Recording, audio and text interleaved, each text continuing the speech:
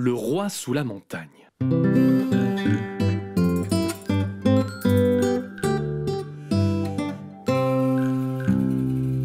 Dans un adorable petit village coincé entre deux montagnes, vivait une petite fille qui s'appelait Oldave. Oldave, elle aimait bien son village, mais elle était la seule enfant, et elle trouvait la vie bien longue. À vrai dire, elle s'ennuyait beaucoup. Oh, elle jouait bien à des jeux qui existaient déjà ou des jeux qu'elle inventait, mais toute seule, c'était pas drôle très longtemps. Toute seule, c'était pas terrible. Des fois, elle jouait au foot, elle driblait, elle courait, elle faisait une passe, mais personne pour le lui renvoyer. Toute seule, c'était pas terrible. Des fois, elle jouait à cache-cache, elle courait, elle riait, elle trouvait la meilleure cachette, mais personne pour la chercher. Toute seule, c'était pas terrible. Des fois encore, elle jouait à chat, mais qu'elle court pour attraper personne, ou bien qu'elle court pour échapper à personne, et ben là encore, toute seule, c'était pas terrible.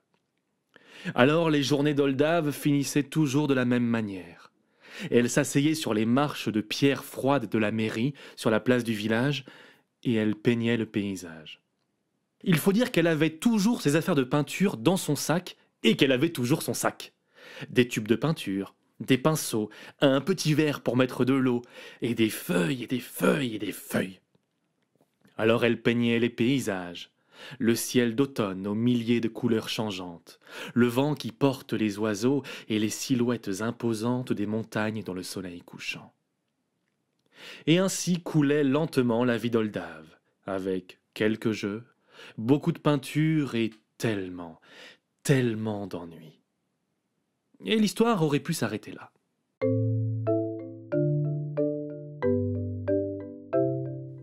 Mais un jour, après avoir joué toute seule, en se dirigeant vers les marches de la mairie, Oldave voit une affiche qui n'était pas là la veille, une affiche colorée, une affiche qui sent le pop-corn. Demain soir, dans votre ville, et demain soir seulement, le grand cirque des enfants du vent vient présenter son spectacle. Un cirque, se dit Oldave. Elle savait bien ce que c'était, mais elle n'en avait jamais vu avant. Venez nombreuses et nombreux assister à des numéros incroyables de jongleuses, de cracheurs de feu, de magiciennes, demain soir dans votre ville et demain soir seulement. À la fin de la lecture de l'affiche, Oldave a les yeux qui pétillent d'envie et les jambes qui tremblent d'impatience. Un spectacle de cirque dans sa ville. Oh, elle a si hâte au lendemain soir. Il va seulement falloir patienter jusqu'au lendemain.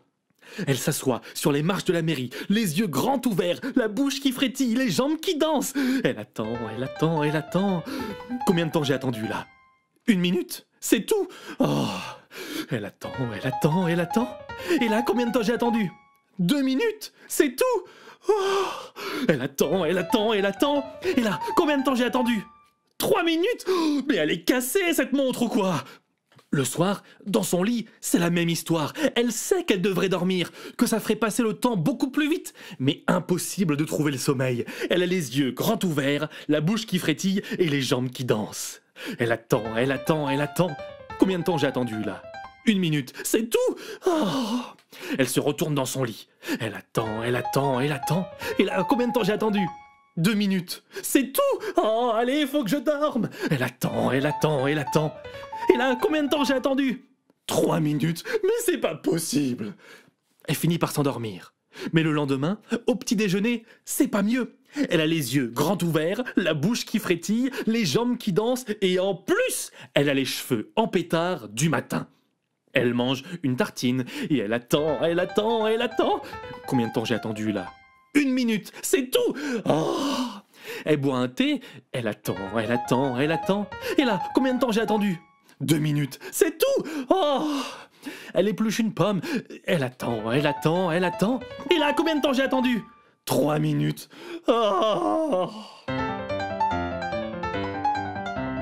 Mais même les journées les plus longues ont une fin. Et finalement, en fin d'après-midi, Oldave voit quelque chose arriver au loin, sur l'unique chemin qui mène à son village. À vrai dire, elle les sent avant de les voir. Quand elle pose la main sur le sol, elle sent une vibration lointaine qui grandit, grandit. À vrai dire, Elle les entend avant de les voir. Au loin, de la musique, des rires, des cris d'animaux, des instruments de musique. À vrai dire, elle les hume avant de les voir. Une odeur de sucre et de paille, une odeur de fumée et de bonbons.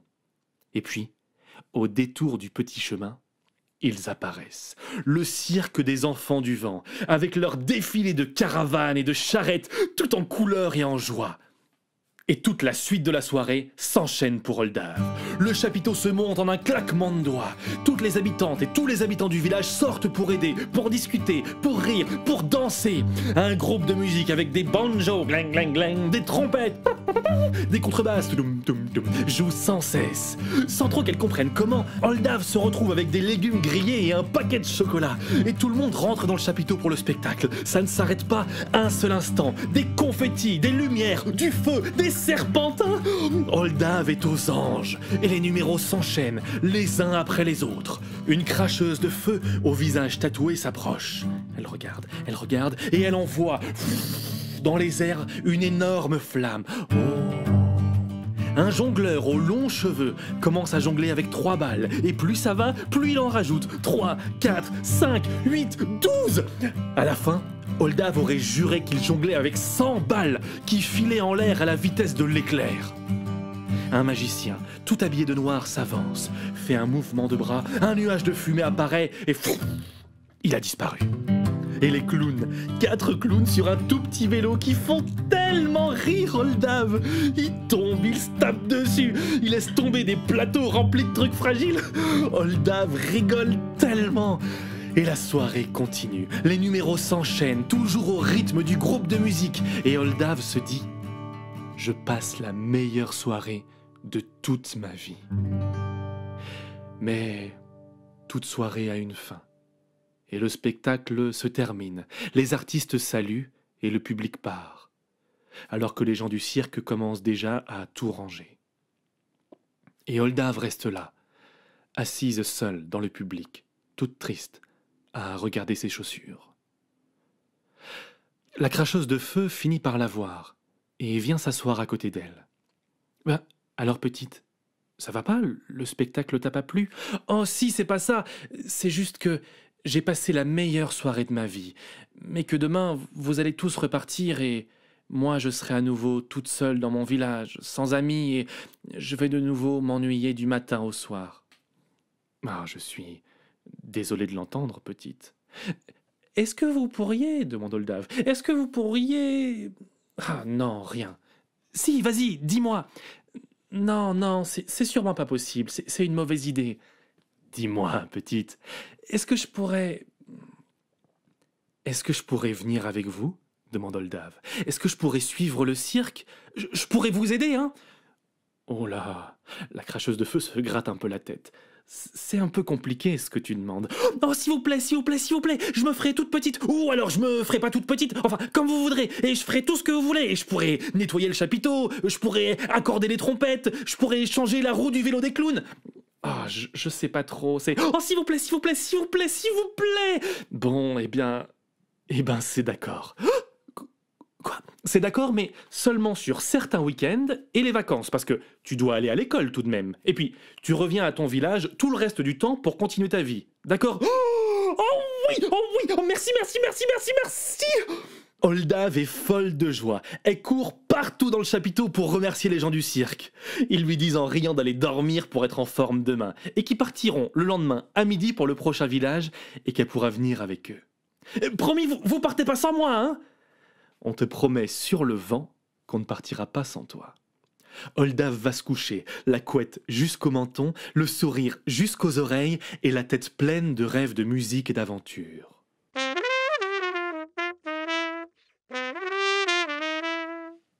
Elle se lève le lendemain, elle bondit hors du lit comme si elle était montée sur ressort, elle avale à toute vitesse une tartine, un thé, oula c'est chaud, une pomme et elle file sur la place du village. Elle arrive et plus rien, plus de chapiteau.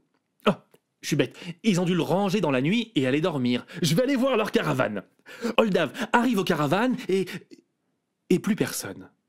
Enfin, c'est bizarre parce que les caravanes, elles sont bien là. mais plus la moindre trace des gens du cirque.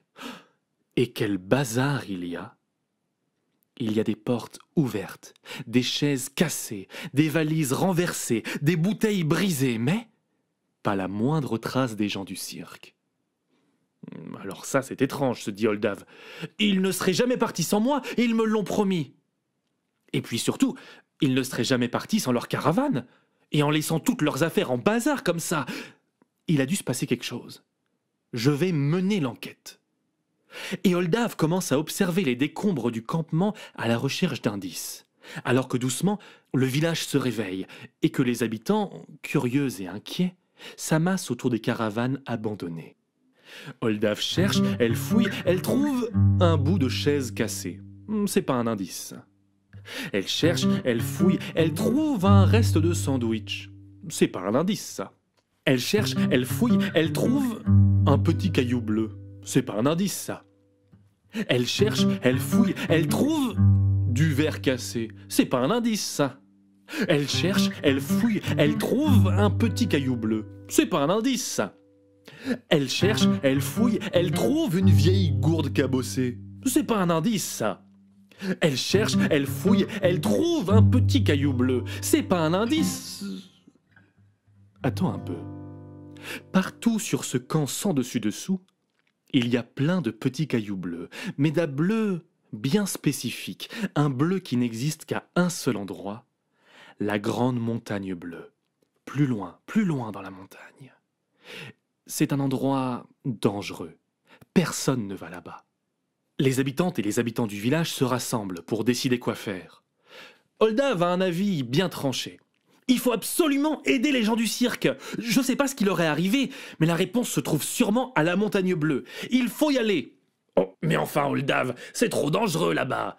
Personne qui y est allé n'en est jamais revenu. Et puis, on ne sait même pas s'ils sont vraiment là-bas.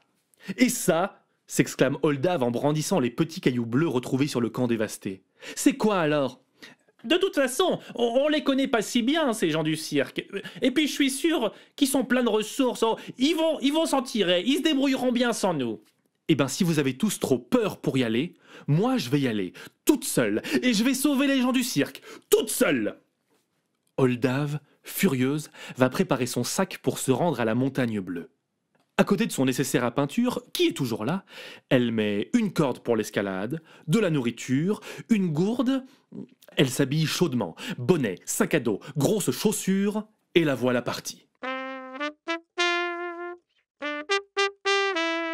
Au début, le chemin est plutôt simple. Elle le connaît bien. Ce sont des grands sentiers de cailloux qui serpentent entre les énormes montagnes qui bordent son village. Le ciel bleu clair est parsemé de fins nuages blancs et d'oiseaux qui tournoient, lentement, loin, au-dessus de sa tête. Elle avance entre les champs de lavande qui sentent bon, et elle aperçoit parfois des petites marmottes ou des bouquetins. Et régulièrement, sur la route, des petits cailloux bleus. Et là, une balle de jonglage. Elle est sur la bonne voie.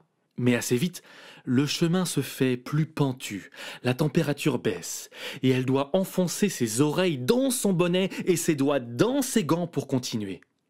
Mais la montagne bleue est là-bas, à l'horizon, alors elle continue, elle aussi.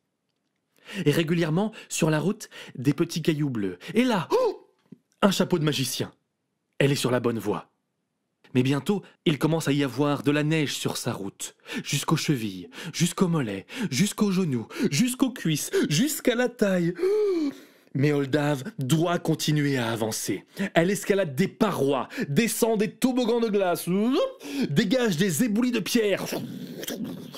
Et toujours le chemin de petits cailloux bleus. Et toujours, ça et là, un nez rouge ou une trompette. Et, épuisée mais fière d'elle, Oldave finit par arriver à la montagne bleue. Immense, terrifiante. Et en suivant la piste des cailloux, elle se retrouve devant une immense caverne. Une grotte qui s'enfonce dans les profondeurs de la terre. Elle fouille son sac. Oh non, elle a oublié de prendre une lampe de poche. Elle observe la grotte. Il fait tout noir. Elle n'y voit pas à 10 mètres. Elle renifle. Ça sent la caverne. Je sais pas trop à quoi elle s'attendait. Elle tend l'oreille. Elle n'entend rien. Attends. Ah si. Elle entend au loin un bruit sourd. Un bruit qui fait...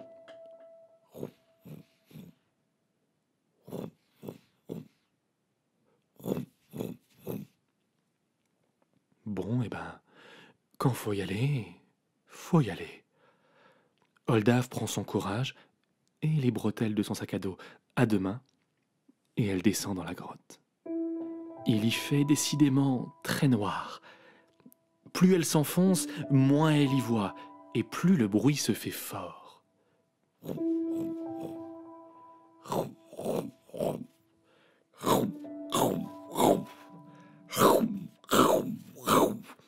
Et à force d'avancer dans ce boyau sombre, elle finit par apercevoir une lumière au bout du tunnel. Une lumière changeante et dansante, comme si on avait allumé un feu de camp ou des torches. Alors, le plus doucement du monde, Oldav s'approche, se cache derrière un rocher et jette un œil. Il y a, au fond du tunnel, une gigantesque grotte, des dizaines de mètres de hauteur. Au mur, des torches enflammées projettent une lumière vacillante. Dans la grotte, Oldav voit des douzaines de petits bonshommes et de petites bonnes femmes, tout fait de pierre bleue. Et ils se déplacent. Oh, ils sont pas bien grands, ils sont hauts comme ça. Et ils vont et viennent à leurs occupations dans la grotte, y compris autour de... Oh, les gens du cirque! Les gens du cirque, ils sont là, toutes et tous, terrorisés, tremblants comme des feuilles, ligotés pour certains, paralysés de peur pour d'autres. Et ils regardent tous en direction de... Oldav retient une exclamation. Car sur le mur, au fond de la caverne, se tient un gigantesque homme rocher. Il est tout en pierre bleue comme la montagne. Il a un corps de pierre, il a une grosse tête carrée de pierre, il a une bouche de pierre pleine de dents de pierre, et de ses mains de pierre, il attrape des cailloux que les petits bonshommes et les petites bonnes femmes lui apportent en tas à sa droite, et il les enfourne et les mâche dans un boucan terrible.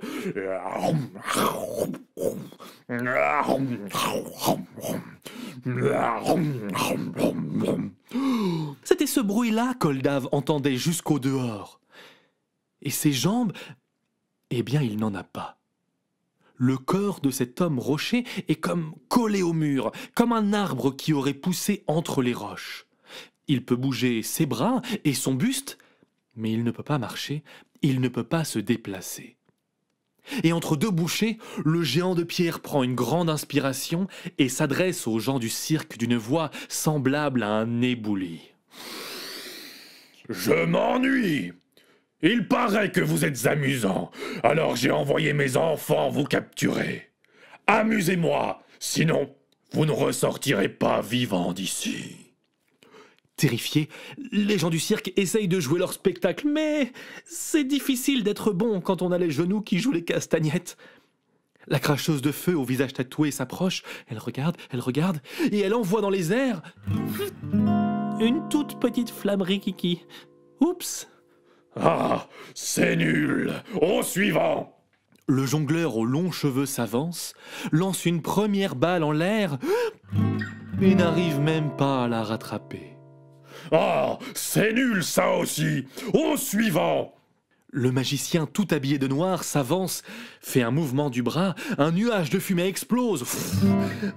Mais quand le nuage se dissipe, il n'a pas du tout disparu.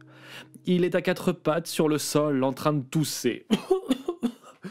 Vous êtes tous pitoyables. Je pensais que vous étiez bons. Les quatre clowns sur un petit vélo essayent tant bien que mal de faire rire le géant de pierre, mais sa bouche bleue reste figée dans un rictus sévère. Je suis extrêmement déçu et très en colère. Je vous pensais bien meilleur que ça. Vous allez rester ici pour toujours, à vous entraîner, en espérant que vous deveniez plus drôle que ça. Non, non!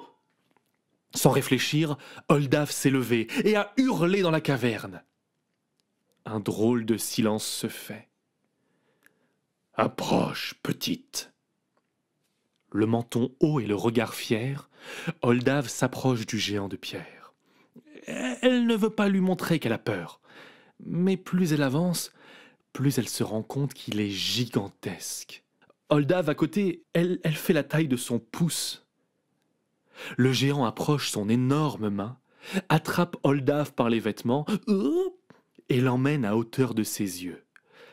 Les pieds de la petite fille battent dans le vide. Elle est suspendue drôlement haut.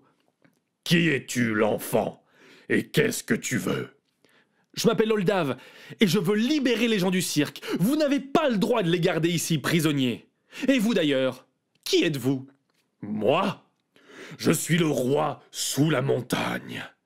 Il y a bien longtemps de cela, avant même que les hommes et les femmes ne foulent la terre, je suis né dans cette grotte, comme une petite plante entre deux rochers. Et j'ai lentement grandi, au fil des siècles, au fond de cette grotte. Mais je m'y ennuie terriblement. Alors, je me suis créé des enfants qui, eux, ont des jambes, pour qu'ils puissent sortir de cette grotte et qu'ils puissent me ramener des distractions, parce que je n'en peux plus de ces murs gris. Ils m'ont ramené ce cirque en me disant qu'ils sont amusants, mais de toute évidence, ils se sont trompés. Mais toi, petite, tu m'as l'air amusante. Tu vas rester ici. Tu vas rester ici pour toujours. Oh oui, et tu vas me divertir. C'est décidé. Oh non, alors là, sûrement pas. Oh si, c'est décidé. Oldav réfléchit. Elle ne veut certainement pas vivre le restant de ses jours dans cette grotte avec le roi sous la montagne, mais il faut libérer les gens du cirque. Après, elle ne veut pas simplement le berner par un piège, ce pauvre géant, qui semble bien seul. Elle regarde la grotte, et elle pense à ce qu'elle a dans son sac à dos. « Monsieur le roi sous la montagne, vous êtes né dans cette grotte, n'est-ce pas ?»« Ben, oui, avant même que les hommes et les femmes ne foulent la terre. »« Et comme vous n'avez pas de jambes, vous n'êtes jamais sorti, n'est-ce pas ?»« Ben, non. » Alors, vous n'avez jamais vu le ciel et le soleil? Ben, non. Et vous n'avez jamais vu les montagnes et les champs de lavande et la neige et les marmottes? Ben, non. Et vous n'avez jamais vu la mer avec ses coquillages et ses mouettes et son sable chaud? Ben, non. Et vous n'avez jamais vu la campagne avec ses vaches et ses champs et ses petits villages? Ben, non. Je crois que je peux vous aider. Alors le géant repose Oldav par terre, et elle s'approche d'un des grands murs gris de la caverne. Elle ouvre son sac à dos, sort sa peinture et ses pinceaux. Tout le monde l'observe. Le roi sous la montagne, les petits êtres de pierre, les gens du cirque. Tout le monde retient son souffle. Et Oldav commence à peindre. Elle peint les montagnes, avec les champs de lavande, la neige et les marmottes. Et le géant regarde, émerveillé. Elle peint la mer, avec ses coquillages et ses mouettes et son sable chaud. Et le géant regarde, émerveillé. Elle peint la campagne, avec ses vaches, ses champs, et elle peint son village, avec la mairie et ses marches, et elle se peint même, elle, toute petite, assise sur les marches. Et le géant regarde, émerveillé. Et elle continue à peindre. Elle peint les forêts tropicales avec les oiseaux colorés. Elle peint les volcans qui explosent dans la nuit.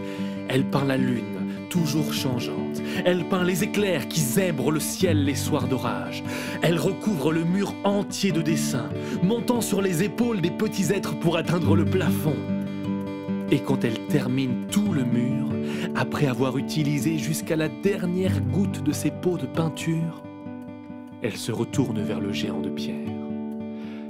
Il a un énorme sourire jusqu'aux oreilles et une toute petite larme de joie qui coule juste là. C'est si beau. Ma grotte est si belle. Merci, Oldav. Est-ce que vous voulez bien laisser repartir les gens du cirque maintenant ? Oui, bien sûr. Désolé. Les gens du cirque détalent à toute vitesse sans demander leur reste. et Holdave se dirige elle aussi vers la sortie quand le géant l'appelle. « Oh, oh, Holdave, Oui? est-ce que... » Non, rien. Si, vas-y, dis-moi. C'est-à-dire que... Dis-moi, gros géant. Il reste encore des murs gris dans ma grotte et j'ai pas mal de temps libre et tu connais tant de choses du monde du dehors. Est-ce que tu pourrais... Enfin, est-ce que tu pourras... Enfin, est-ce que tu crois... Est-ce que tu pourras revenir pour me faire d'autres dessins? Holdave sourit. Oui. Et est-ce que tu crois que tu aurais envie de venir parfois, juste pour discuter et pour rigoler avec moi? Holdave sourit. Oui. Et est-ce que tu crois que tu voudrais bien me faire un bisou? Holdave sourit de toutes ses dents. Oui. Alors, délicatement, le roi sous la montagne la dépose dans sa grande main et l'amène jusqu'à sa joue, où Holdave dépose un bisou qui claque en écho dans toute la grotte. Holdave est redescendu jusqu'au village à travers la montagne. Et quand les gens du cirque, après l'avoir chaleureusement remercié de les avoir sauvés, lui ont proposé de les suivre sur les routes comme promis, Holdave leur a répondu que oui, mais pas tout de suite, qu'elle avait d'abord besoin de se reposer. Et la vie a continué, pas si différente d'avant, et pourtant pas complètement pareille. Parce que parfois, pendant le week-end ou les vacances, Holdave voyage avec les gens du cirque et participe à leur spectacle. Et elle a même repeint la roulotte de la cracheuse de feu. Et quand elle n'est pas sur les routes, quand elle habite dans son village, dans la montagne, elle prend régulièrement son sac à dos et sa casquette pour aller dans la montagne bleue, pour aller voir son nouvel ami, le roi sous la montagne, qui habite dans la plus belle de toutes les grottes du monde, couverte de peintures du sol au plafond. Et ils discutent, et ils rient, tous les deux, et ils se racontent des histoires. Et on raconte qu'Holdave ne s'est plus jamais ennuyé de sa vie.